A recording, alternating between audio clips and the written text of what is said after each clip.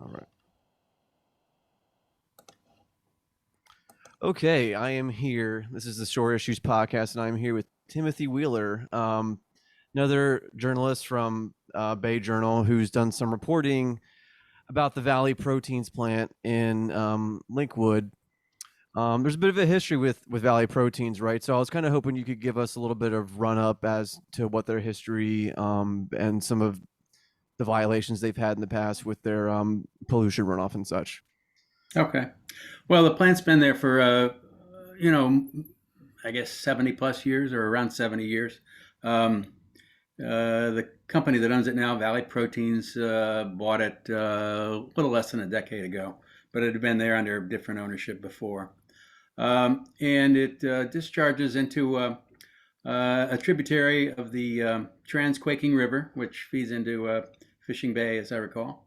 Is that Um, called Mills or what's that upper part called? Higgin Pond, I think, is Hagen the Pond. Yeah, yeah. I thought I was gonna say yeah Mills is Pond. Yeah, the yeah. water body that sort of leads into it. And at least certainly in the last you know 5 to 10 years, maybe more, there've been complaints about it. You got to understand the kind of business it is. It's kind of um, one of those necessary but nasty businesses. It's a rendering plant. They take chicken feathers and the parts of the chicken that aren't used in food, and they convert it into meal and oil. And those things are, parts of those are used in pet food and other products like that. And same sort of thing happens with food waste from restaurants and from grocery stores and that sort of thing. But that plant is situated such that it serves the poultry industry primarily, and so what they're getting there is a lot of chicken parts and uh, offal, OFFAL. Yeah, But yeah. so there've been complaints about odors, and also it's one of the. In fact, at one time, the Maryland Department of the Environment, in evaluating the water quality in the Transquaking, determined that this was the single largest source of nutrient pollution to the water body. Really, the number one. Wow. Or When you of think that about that it, there river. aren't too many industries down there, so that's maybe obvious, but there has been a fair amount of farming, in Dorchester. So Yeah, no. In addition, there, like, a friend of the pod, Jeremy Cox, did an article about some water testing that happened up there a few years ago, and it was quite bad. Kind of in line with what you're saying. They're the biggest polluter, and they kind of seem to have like a systemic or you know, not a lot of enforcement on what they on their pollution runoff and such until recently. It seems like. Would you characterize that as being accurate? uh, there have been issues with the Department of Environment's oversight. Yeah, and the the recent spate of activity there came about in large part from the Shore Rivers group, the nonprofit group there with Right. the Could Choptank you River talk? Keeper. Could you introduce Yeah. them a little bit? Yeah, they're a group of watershed organizations in the mid shore and upper shore, and they have a river keepers for I think it's what four rivers over there. One of which is the Choptank River, which is sort of that larger water body, and they have been fairly active in trying to monitor water quality and sort of raise issues around permits and around compliance. And they had been among the groups, including the Chesapeake Bay Foundation and a local group, Dorchester Citizens for, I'll get their name right here. Yeah.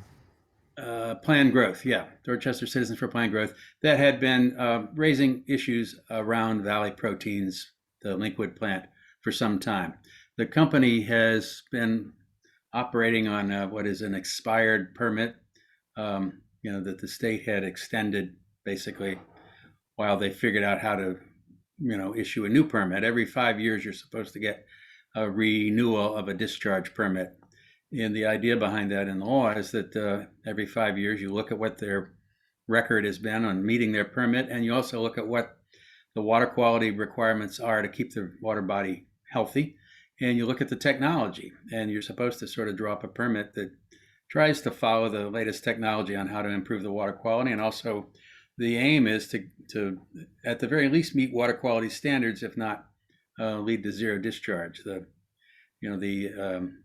hopelessly idealistic purpose of the Federal Clean Water Act was to have zero discharges ultimately. And Mm. obviously, we haven't gotten there and probably won't in anybody's lifetime.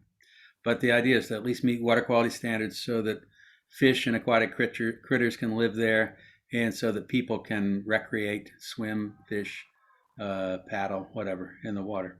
So there have been problems with it. And they've been operating on this expired permit with some pretty antiquated permit limits, which have allowed them to discharge a fair amount of nutrients into the water. And the company had also, as part of in this interim period with the expired permit, had been asking for permission to expand their operations there, to actually discharge more, several times more. So there's a lot of tension there over that. There's been pushback from all the environmental groups over giving them a new permit, and they said basically if you're going to give them a new permit, you got to really crank down on the amounts of pollutants that they're allowed to discharge. Right. So from what I understand, the community outrage with them a little bit is that they were subject of getting state subsidies for upgrading their wastewater management treatment, or they did get, which is That's sort of a phenomenon that popped up last year. In the midst of all this, while the company was trying to get a new permit and get permission to expand, the proponents were pushing back and saying, "Don't give them a permit unless you really crank down on the discharges." And it came to light that the Department of the Environment had negotiated a deal with them that, look, if you will upgrade your plant, we'll give you the money to do it. Basically, money that came out of the Bay Restoration Fund. This is the fund that everybody, all homeowners and business owners pay into through either their wastewater utility bill fees, or through if you're on a septic tank household, you pay a one-time annual fee for that too. So that money has gone into building up and upgrading public wastewater treatment plants, the treatment plants that serve St. Michael's or Salisbury, Baltimore. All the upgrades there have been paid for with Bay Restoration funds.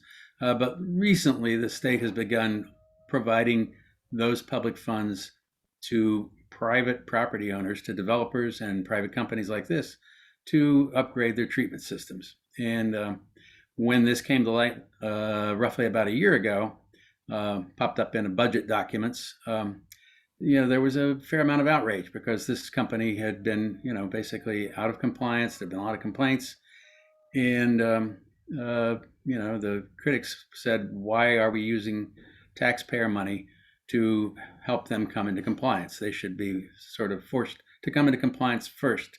And ultimately, the legislature split the difference. They had defenders in the Shore delegation. I'm not quite sure how many employees they have there, but the argument was if you don't help them, they could shut down and put people out of jobs. The legislature cut the allowable amount in half. So they said basically the public funds can pay for no more than half of the upgrade. The company would have to come up with the rest. The company sort of said at that point, we're not interested. So, right. So is this kind of leading into the blowback, as in the close down from December 21st or 22nd, from state regulators? well, yeah, I mean, the pressure has continued to mount. And last fall, when the Department of the Environment, put out a sort of a draft permit for the company. On paper, at least, the limits on that would be lower. There's some question about whether that represented an actual reduction in pollution or not. And at the same time, the department said, we have seen some more evidence of, violations of the existing permit, and you're going to have to deal with those, and we're going to go after you. We're going to seek a penalty. We're going to require some enforcement action here. Have yet to really sort of see that. That didn't happen. But in the meantime, in December, Shore Rivers, with a using a drone, Mm-hmm. flying up, up in the sky high enough so they could see down onto the transquaking there, saw what an odd-looking, odd-colored discharge going into the creek or channel there that leads downstream into the transquaking from the plant. And they provided this video to the Department of Environment, said something's going on there.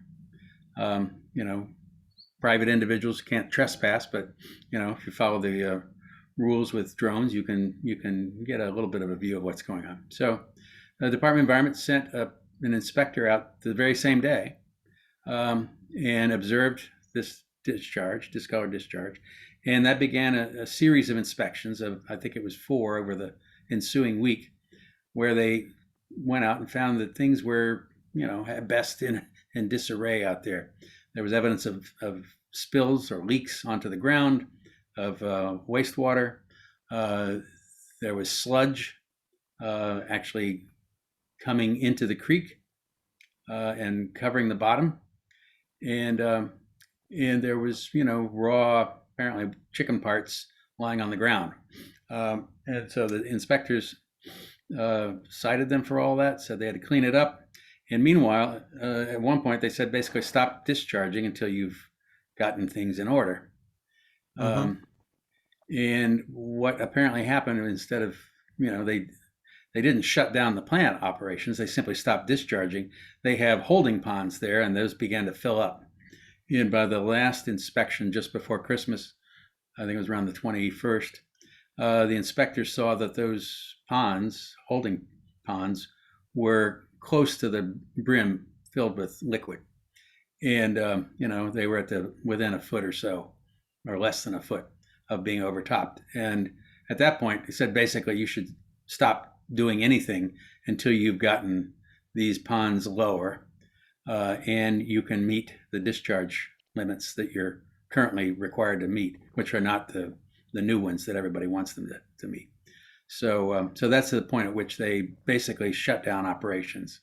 And what the company did was they began trucking, bringing in tanker trucks and pulling liquid off of those holding ponds, taking them to another treatment plant, they didn't say where, for treatment, and gradually starting to lower the level of the ponds.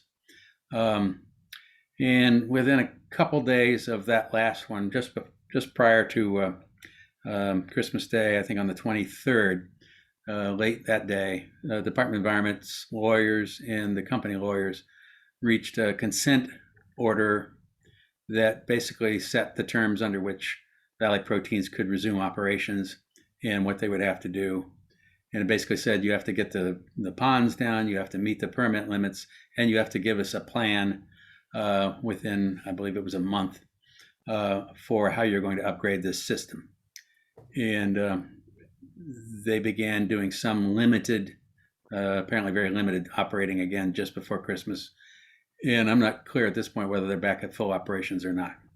But that was an unusual step for the department to actually take that kind of action. But this was a problem that seemed to be getting worse by the minute. Right. So the compromise for them was you have to ship your waste out via trucks instead of going into the river, right? Well, for the time being, until and unless you can meet your permit limits, and that was the problem, was that they were perpetually violating the permit limits. The treatment system wasn't functioning properly. The company told me that when they acknowledged that they were shut down and that they had reached an agreement with the state, that they were basically trying to restart their treatment system. It's a organic waste material, so they use bacteria to break it down, and they were re-injecting bacteria into the system to try to get it to function properly again.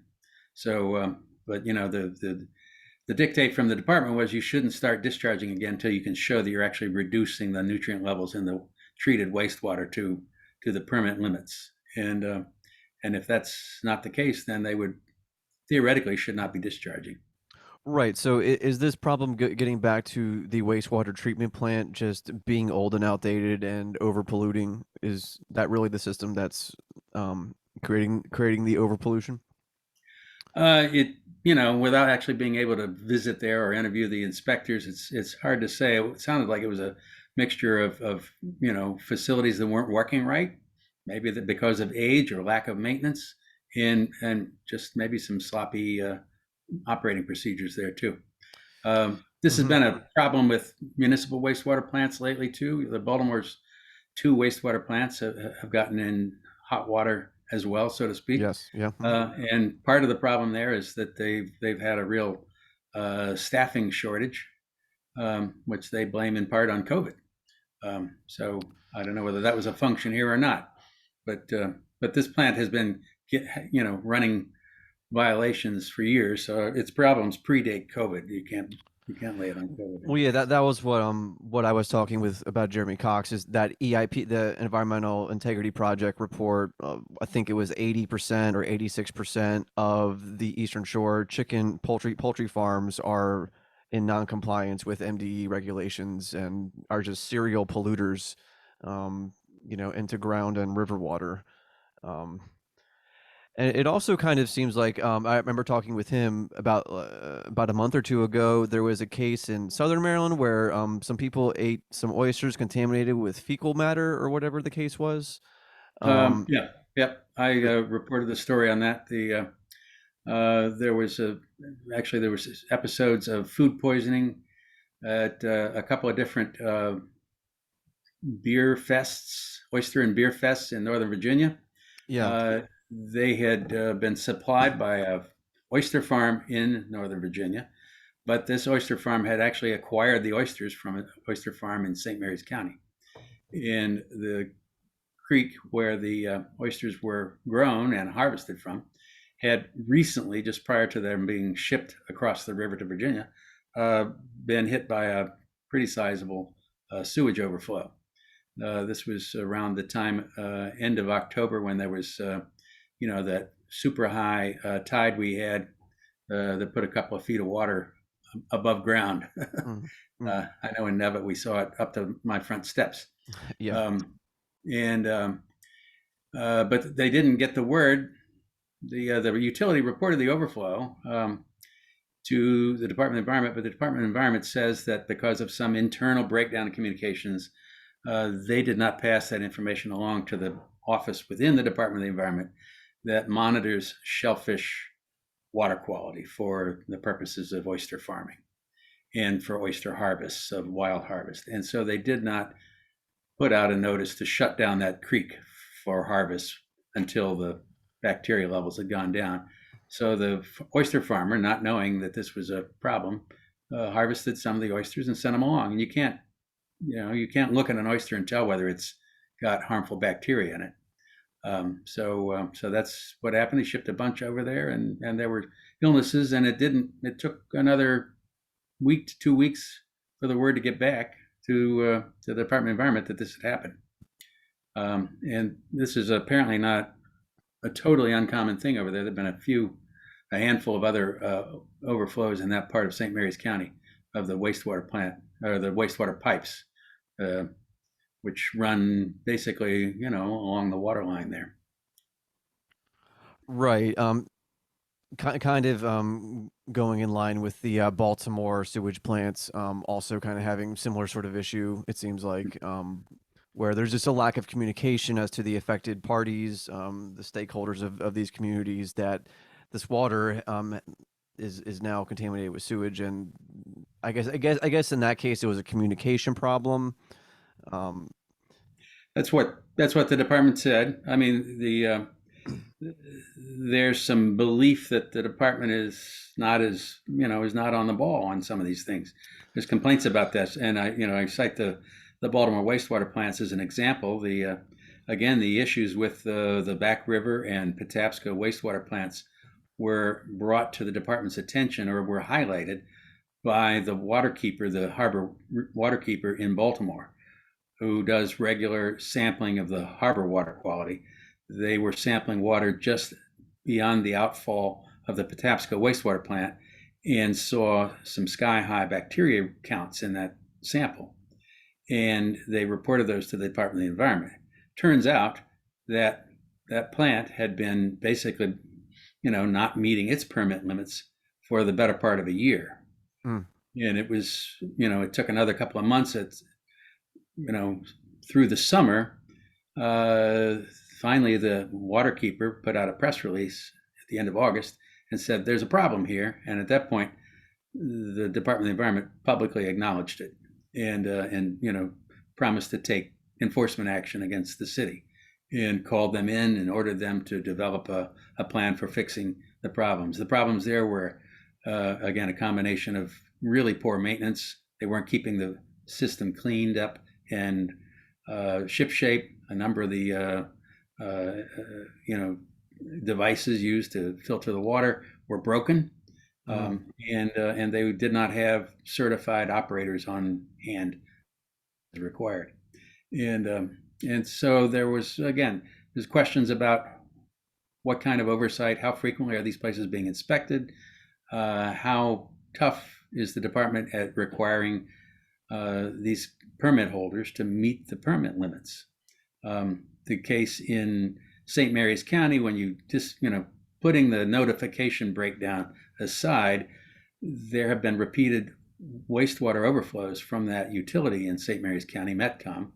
When I inquired about the compliance, the department said they had fined Metcom for overflows up to 2015, but that they had not finished reviewing their compliance record since then. That was years ago. So why take so long when you have repeated overflows there to decide whether to cite them for those or not? These are some of the questions that I think that some legislators have anyway about whether the department has adequate staff and is actually doing an adequate job of oversight. Questions have been raised by the Attorney General of Maryland about the department's oversight of water systems, public water systems throughout the state. There was a report recently from a consultant to EPA that said they only had half as many inspectors as they needed to adequately inspect and ride herd on all those water systems. Yeah, I think what Jeremy Cox was telling me is that there's 3 inspectors and one of them's a desk job for these chicken plants. So there's really only 2 guys out here that are doing the inspections of numerous chicken poultry farms out here. Right. And it's important with the poultry farms because, they have to send in an annual report. But when most of the enforcement is basically self-reporting, frankly. That's especially true for the wastewater plants. They have to file monthly discharge monitoring reports. And in some cases, some of these operations just don't file them on a monthly basis. And yet nothing happens. So, you need to go out and actually see if what's happening on the ground matches up with what they've given you in paper too. And if you don't make, on-site inspections on a regular or frequent basis, you may be missing a lot.